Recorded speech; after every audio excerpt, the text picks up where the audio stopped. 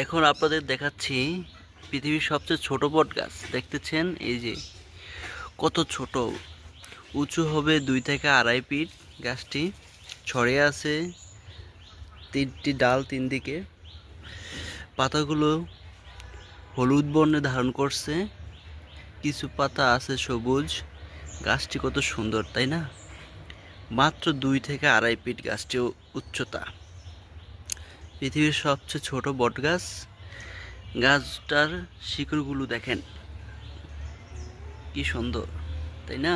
কত সুন্দর শিকড়, চারিদিকে উঁচু নিচু ছড়িয়ে ছিটিয়ে রয়েছে।